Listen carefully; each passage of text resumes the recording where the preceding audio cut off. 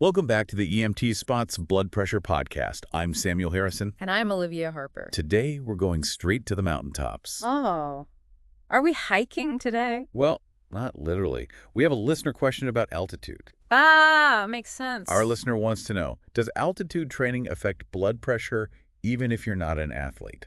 It's a really good question.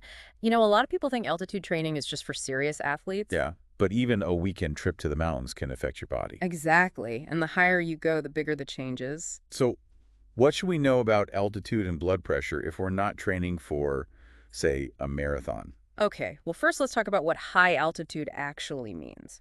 In sports medicine, we usually say anything above 1,500 meters is high altitude. So, like a mountain resort vacation could count? Yeah. And here's the thing. The higher you climb, the lower the atmospheric pressure gets. So the air itself doesn't change, there's just less of it. That's it. And that means less oxygen with every breath you take, even though the percentage of oxygen in the air stays the same. It's called hypoxia. Hypoxia. So what happens to our bodies when that happens? Your body's got to work harder to get that oxygen. First, you'll notice your breathing gets faster, trying to take in more oxygen. Got it. And what about my heart? Does it have to work harder too? Oh yeah, definitely. Your heart rate goes up, pumping faster to move that oxygen around. And your cardiac output, that's the amount of blood your heart pumps every minute, that goes up too. So more work for the body, but with less oxygen to use. It's kind of wild, right? And here's another thing. Your blood actually thickens a little at first. Wait, thicker blood, how does that happen? Okay, so the liquid part of your blood, the plasma volume, that decreases. This means the red blood cells get more concentrated, making your blood thicker. So it's like your body's trying to squeeze every bit of oxygen out? Exactly. And if you stay up high for a while, your body goes through this amazing process called acclimation. It's like your body saying, okay, we're in this for the long haul, time to adapt. This is where it's really interesting, right? What kind of adapting happens? Well, first off, your body starts making more red blood cells. To carry more oxygen. Exactly. It's called polycythemia, and it really boosts your blood's oxygen carrying power. It's like going from a 2-lane highway to a 4-lane highway for oxygen. That's pretty amazing. So the longer I'm at altitude, the better my body gets at using the oxygen. You got it. Yeah. And how long it takes to acclimate depends on the altitude. For moderate heights, could be around 3 weeks. I never thought about that.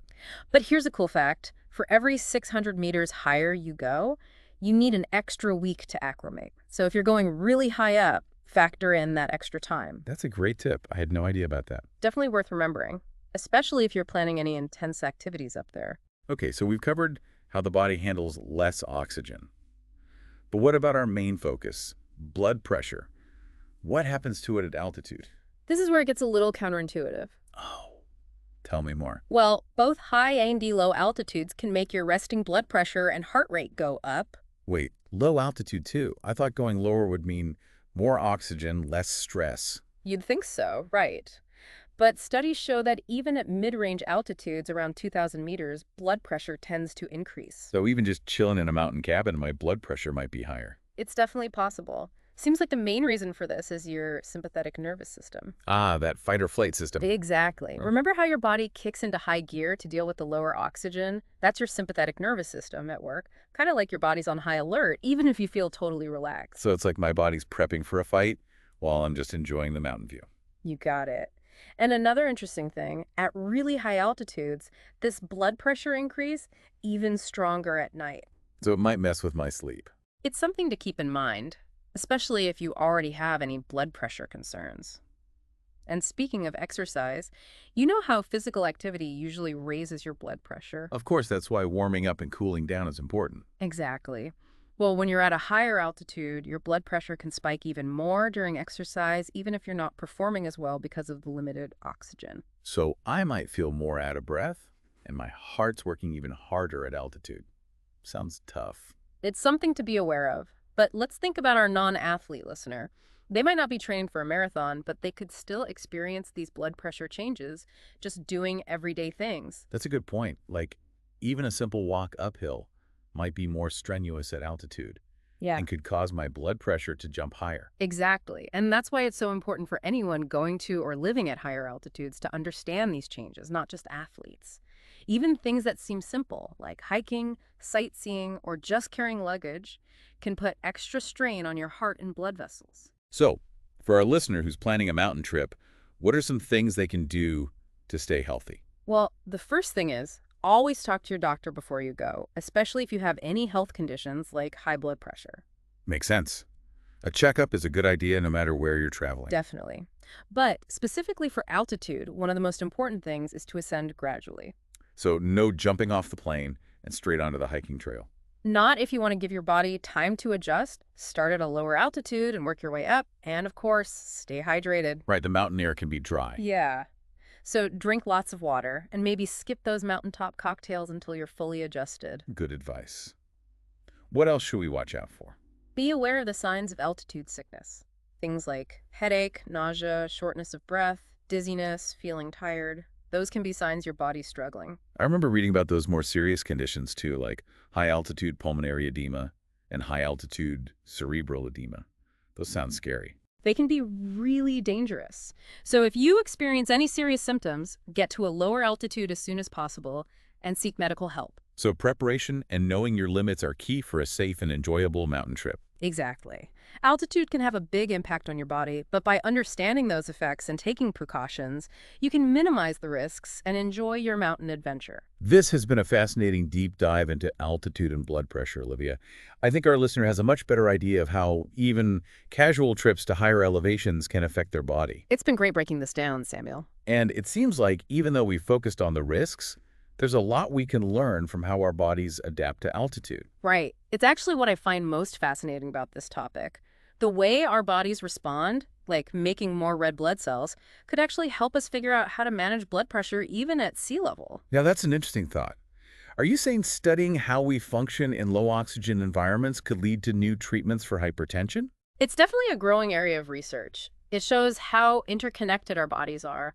What happens at high altitude can teach us valuable lessons about how to stay healthy, even back on the ground. That's amazing. So even though altitude can be challenging for our blood pressure, it also opens up new possibilities for scientific discovery. Exactly. It's a reminder that there's always more to learn, and sometimes the most unexpected places can lead to medical breakthroughs. Well, Olivia, thanks for taking us on this journey to the top of the world, figuratively speaking, of course. It's been my pleasure, Samuel. Always happy to explore the world of high-altitude physiology.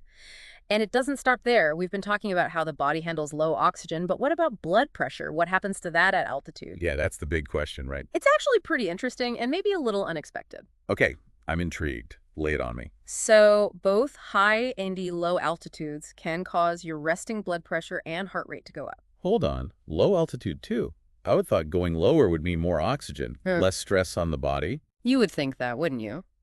But studies using, those 24-hour blood pressure monitors have shown that even at moderate altitudes, like around 2,000 meters, blood pressure tends to rise. So even if I'm just hanging out in the mountain cabin relaxing, my blood pressure could be higher. It's a real possibility, and the main culprit seems to be, you guessed it, your sympathetic nervous system. Right, that's our fight or flight response system. Exactly. Think back to how your body goes into overdrive to handle those lower oxygen levels.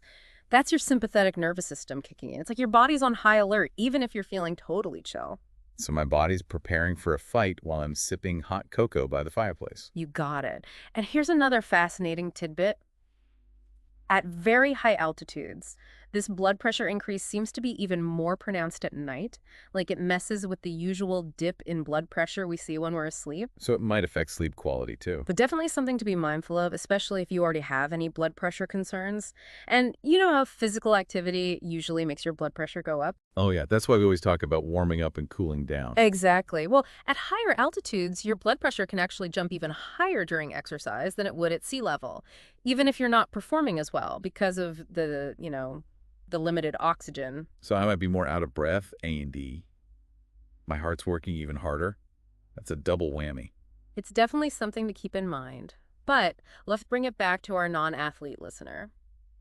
They might not be training for a marathon or anything, but they could still experience these blood pressure changes just from everyday activities. That's a good point. Just walking uphill to a scenic viewpoint could feel tougher at altitude, and my blood pressure could spike more than it would back home. Exactly. That's why understanding these changes is important for everyone going to or living at higher altitudes, not just for athletes.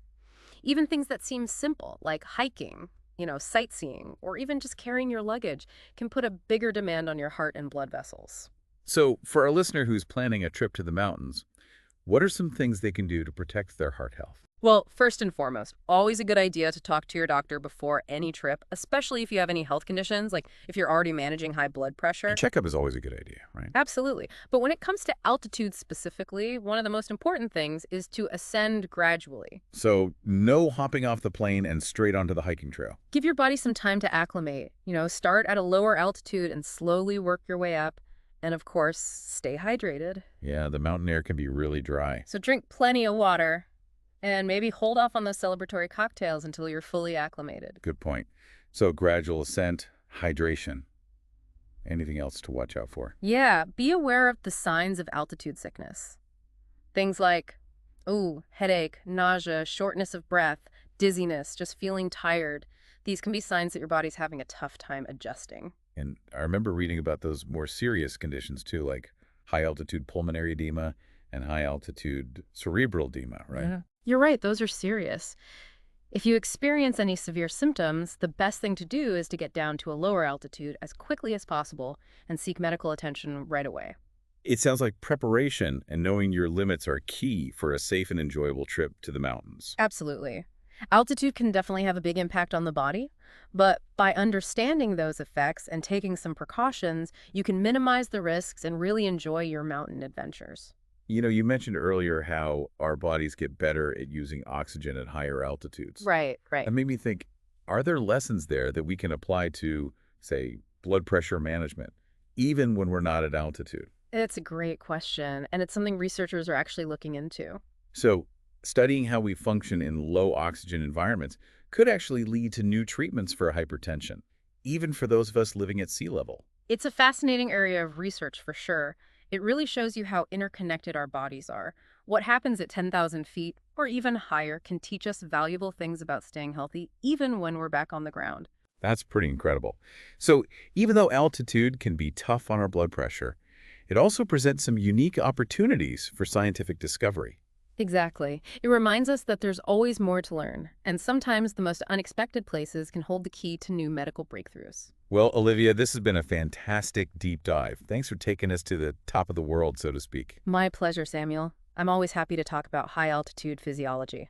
And to all our listeners, thanks for joining us on this journey into the world of altitude and blood pressure. We covered a lot today, but the main takeaway is that altitude can impact your blood pressure, even if you're not an athlete. So if you're heading to the mountains, remember, listen to your body, ascend gradually, and stay hydrated. And as always, this is just for informational purposes, not a substitute for medical advice. Talk to your doctor about any individual concerns you might have. And Samuel, why don't you remind our listeners who we are and where they can find us? Absolutely. I'm Samuel Harrison. And I'm Olivia Harper. You've been listening to the EMT Blood Pressure Podcast. If you want to hear more deep dives into blood pressure and heart health, be sure to subscribe to our channel. New episodes drop every week. And if you enjoyed today's episode, we'd love it if you'd leave a like, a comment, and share it with your friends. You never know who might be planning their next mountain getaway. And keep those questions coming. We love hearing from you.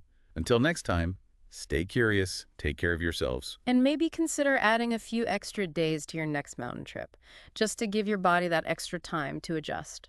Great advice, Olivia. Now, where did I put that travel brochure?